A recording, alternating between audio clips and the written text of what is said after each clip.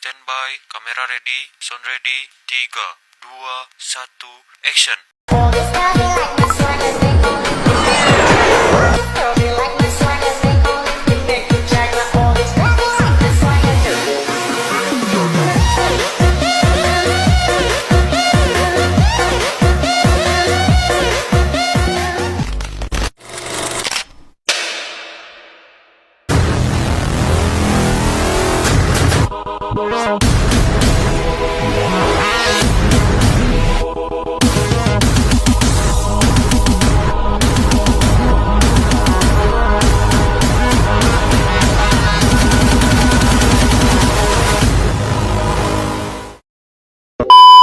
Baik, materi yang pertama yaitu peran parasit dalam penyakit. Parasit adalah organisme yang hidup di dalam atau pada organisme lain inang dan mendapatkan nutrisi atau tempat tinggal dari inangnya untuk bertahan hidup.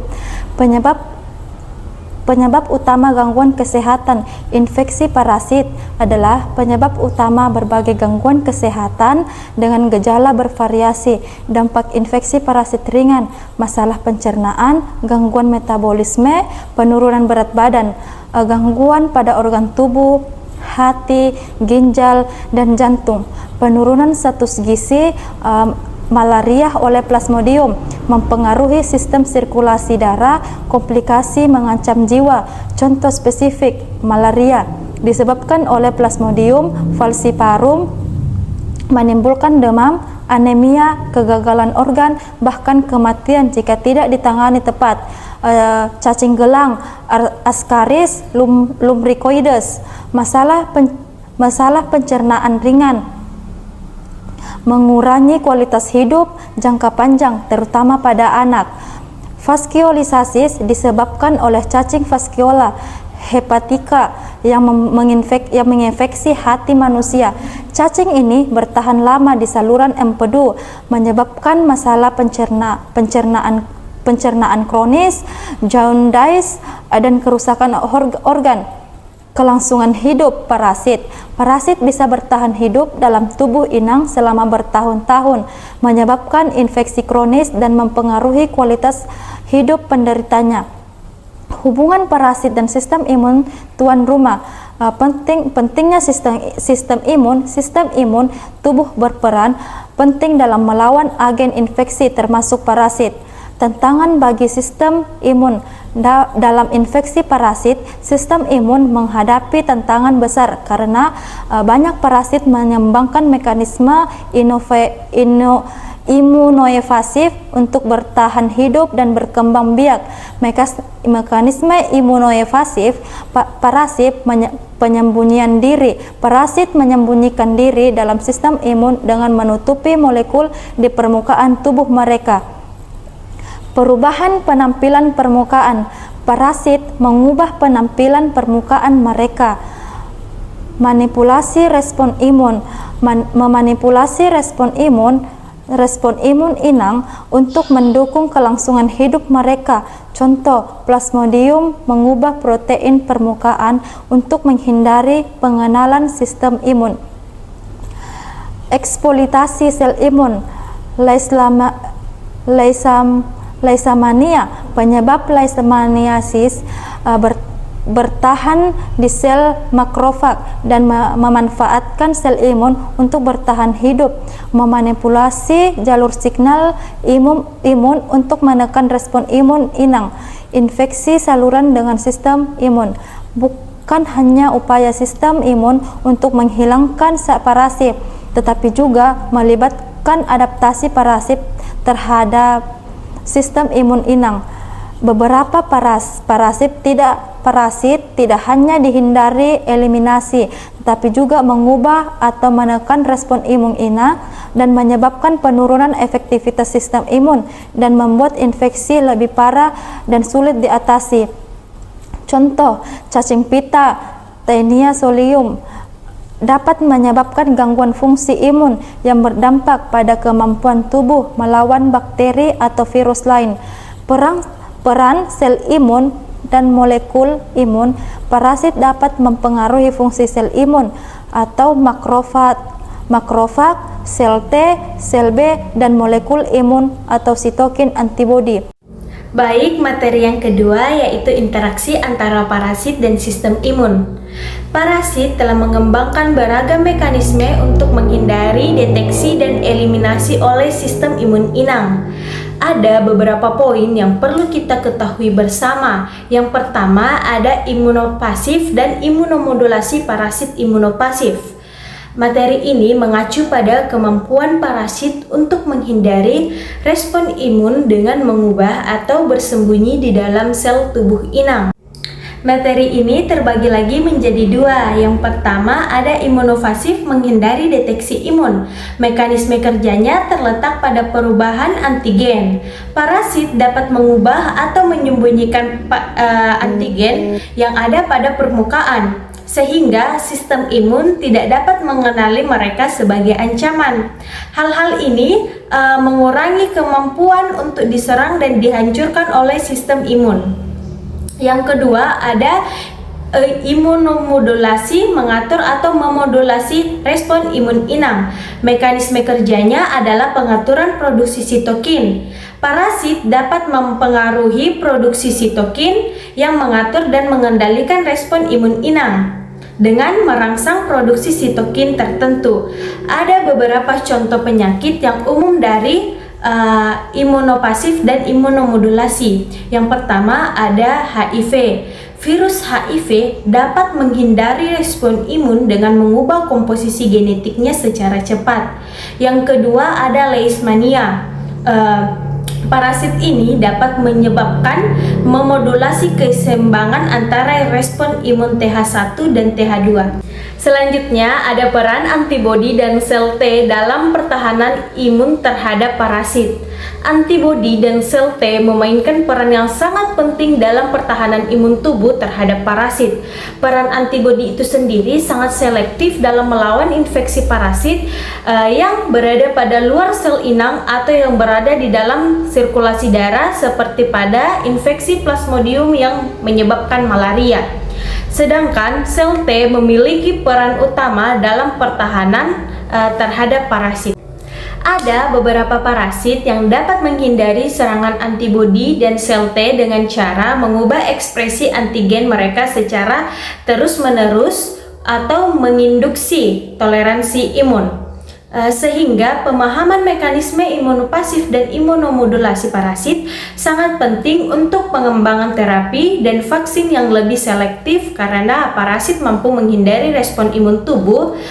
Vaksin dan terapi yang berfokus pada penguatan respon imun inang harus dirancang dengan hati-hati. Salah satu tantangan besarnya adalah menciptakan vaksin yang dapat mengatasi kemampuan parasit untuk mengubah antigen atau bersembunyi di dalam sel tubuh inangnya. Oleh karena itu, vaksin yang menargetkan beberapa aspek dari siklus hidup parasit atau merangsang beberapa jalur respon imun tubuh dapat memiliki potensi yang sangat baik. Baiklah, selanjutnya pada materi ketiga yaitu patogenesitas Plasmodium spp. Yang pertama itu ada perubahan permukaan membran sel darah merah. Dibagi menjadi 3 tahap. Yang pertama, kemampuan Plasmodium mengubah sel darah merah, yaitu Plasmodium memiliki kemampuan untuk mengubah permukaan sel darah merah yang terinfeksi. Perubahan ini terjadi melalui ekspresi protein parasit, misalnya PFMP1, yang mengubah komposisi dan struktur membran sel darah merah. Yang kedua itu ada peran protein PFMP1, yaitu protein ini penting dalam perlekatan sel darah merah yang terinfeksi ke endotelium atau lapisan dalam pembuluh darah, menyebabkan sekuestrasi atau penumpukan sel darah merah terinfeksi di organ-organ tertentu seperti otak atau malaria serebral, plasenta, dan paru-paru.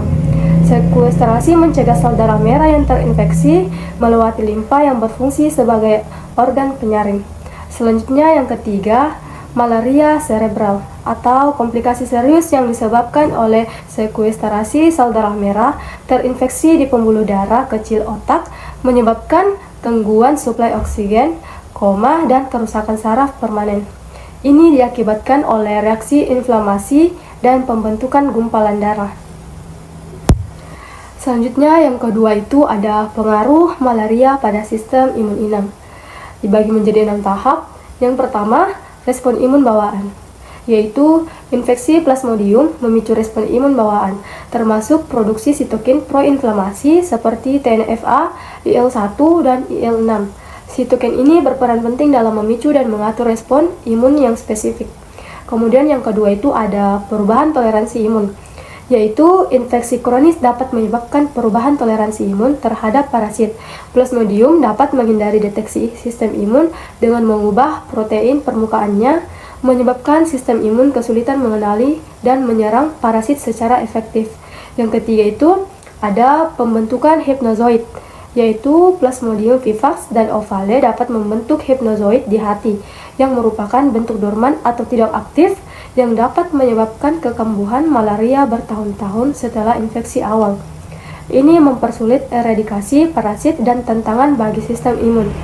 Kemudian yang keempat itu ada pelepasan merozoid dan infeksi sel darah merah, yaitu setelah berkembang biak di hati, merozoid dilepaskan ke aliran darah dan menginfeksi sel darah merah, memulai siklus aseksual.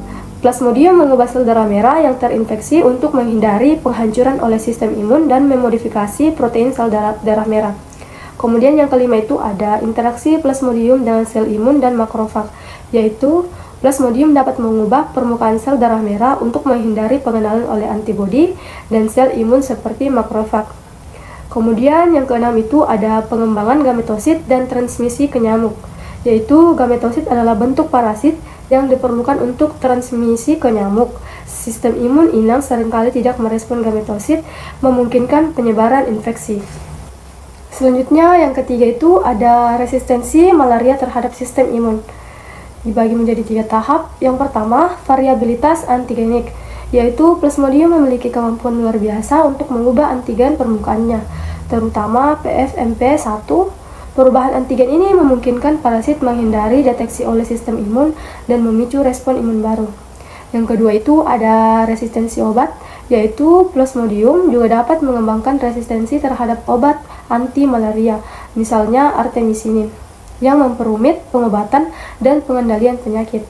Yang terakhir itu patogenesis dan imunitas, yaitu memahami patogenesis dan imunitas sangat penting untuk pengembangan vaksin dan strategi pengendalian malaria yang efektif. Selanjutnya yaitu patogenisitas cacing dan trematoda. Trematoda parasit seperti Schistosoma dan Fasciola hepatica punya cara unik untuk bertahan hidup dari sistem kekebalan tubuh inang. Mereka mampu memanipulasi atau menghindari respons imun inang melalui beberapa mekanisme, yaitu yang pertama, mekanisme imunevasi yang terdiri dari mimikri molekuler, di mana larva Schistosoma bisa mengembangkan lapisan molekul yang mirip dengan sel inang, membuat sistem imun sulit mengenalinya, serta perubahan ekspresi permukaan. Fasciola hepatica mengubah molekul permukaannya saat bergerak dalam tubuh inang sehingga tidak mudah terdeteksi. Selanjutnya yaitu patogenisitas utama. Kedua cacing ini menyebabkan kerusakan signifikan pada organ dan jaringan inang. Yang pertama, Fasciola hepatica dapat menginfeksi hati, menyebabkan kerusakan sel dan kematian. Infeksi kronis bisa memicu hepatitis, sirosis, dan disfungsi hati. Larva dapat menyebabkan perforasi dan kerusakan pada saluran empedu. Dan yang kedua, Schistosoma, di mana Schistosoma ini dapat menginfeksi pembuluh darah dan cacing dewasa berkembang biak di sana. Telur yang dihasilkan menyebabkan peradangan dan fibrosis pada pembuluh darah, berujung pada kerusakan organ seperti hati, ginjal, dan saluran pencernaan. Schistosoma hematobium dapat menyebabkan peradangan kronis pada kandung kemih, meningkatkan risiko hematuria dan kanker kandung kemih.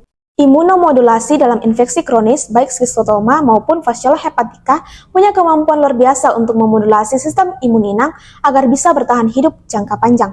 Yang pertama, Schistosoma menekan respon imun dengan memproduksi sitokin antiinflamasi seperti interleukin 10 dan TGF-beta. Interleukin 10 penting dalam menekan respon proinflamasi dan memungkinkan parasit bertahan, mengurangi aktivitas sel T sitotoksik yang seharusnya menghancurkan sel terinfeksi parasit, menyebabkan toleransi imun, membuat sistem imun lebih pasif terhadap parasit. Yang kedua, Fasciola hepatica. Fasciola hepatica juga memproduksi interleukin 10 dan TGF-beta untuk mengurangi peradangan dan menghentikan aktivitas sel T, mengurangi kemampuan sel imun tubuh untuk melawan infeksi. Efek jangka panjangnya, imunomodulasi ini dapat berkontribusi pada fibrosis organ dan kerusakan permanen akibat peradangan yang berulang, meskipun awalnya respons imun mungkin cukup kuat. Adapun materi yang kelima yaitu patogenisitas protozoa, leishmania dan kemampuan bersembunyi dalam sel tuan rumah. Leishmania adalah parasit intraseluler obligat yang dapat bertahan hidup dan bereplikasi di dalam makrofag inang. Parasit ini memanipulasi sistem imun inang seperti mengubah respon imun, mengganggu presentasi antigen, dan menekan respon imun. Mekanisme patogenisitas leishmania masuk ke dalam makrofag, mengubah lingkungan fagosom menjadi lingkungan yang tidak cocok untuk degradasi parasit dan mengganggu respon imun inang. Kematian hospes dapat terjadi pada leishmaniasis visceral yang menyerang organ dalam seperti hati dan limpa. Trypanosomiasis dan evasi imun. Trypanosomiasis disebabkan oleh Trypanosoma cruzi atau penyakit Chagas dan Trypanosoma brucei atau penyakit tidur. Parasit ini memiliki kemampuan unik untuk menghindari deteksi oleh sistem imun. Entamoeba histolytica dan kerusakan jaringan melalui aktivitas protease. Entamoeba histolytica menyebabkan amoebiasis terutama melalui kerusakan jaringan langsung. Nah, materi yang keenam atau materi yang terakhir yaitu pengaruh parasit pada monologi tuan rumah dan diagnosis. Nah, perubahan respon imun pada infeksi parasit terdapat 3 poin utama. Nah, yang pertama itu parasit mempengaruhi sistem imun tuan rumah. Parasit dapat mempengaruhi sistem imun dengan cara yang kompleks dan bervariasi, tergantung jenis parasit dan tahap reaksinya. Mereka mengembangkan mekanisme untuk menghindari atau memodulasi respon imun agar dapat bertahan hidup. Nah, yang kedua itu aktivitas imun berlebihan. Beberapa infeksi parasit seperti Plasmodium falciparum atau malaria dapat menyebabkan aktivitas imun berlebihan yang merusak dan memperburuk gejala. Ini terjadi karena hiperaktivitas sitokin dan inflamasi yang kuat. Nah, yang ketiga itu toleransi imun dan imunomodulasi.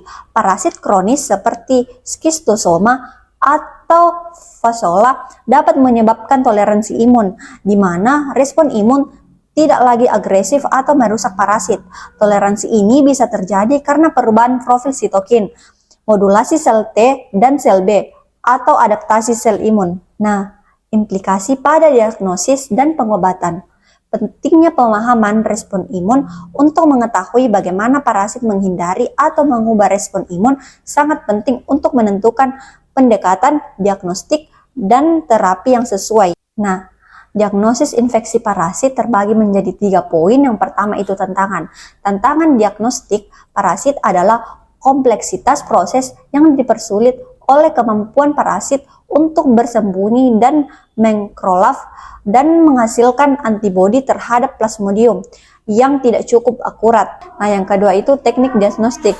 Diperlukan teknik yang lebih sensitif dan spesifik seperti PCR atau polymerase chain reaction dan deteksi antigen spesifik. Teknologi imunologi seperti identifikasi parasit pada tingkat genetik atau molekuler yang diperlukan. Nah, yang ketiga itu peningkatan pemahaman imunologi. Pengobatan berdasarkan respon imun inang terbagi menjadi beberapa bagian. Yang pertama itu status imun inang. Penting untuk menyesuaikan pengobatan berdasarkan status imun inang. Terapi imunomodulator dapat membantu sistem imun melawan parasit. Nah, yang kedua itu resistensi obat. Perubahan pada respon imun dapat berkontribusi pada resistensi obat. Kombinasi terapi sering digunakan untuk meningkatkan efektivitas pengobatan. Nah, selanjutnya itu pengembangan vaksin berdasarkan pemahaman patogenesis parasit. Pemahaman mekanisme patogenesis parasit dan interaksi parasit sistem imun memiliki potensi besar untuk pengembangan vaksin. Contohnya itu Plasmodium, Leishmania, dan skistosoma. Nah, mekanisme vaksinasi berbasis patogenesis terbagi menjadi 3. Yang pertama itu vaksin memicu respon imun efektif, yang kedua vaksin leishmania dan imunovasi, yang ketiga itu pengembangan vaksin untuk skistosomiasis.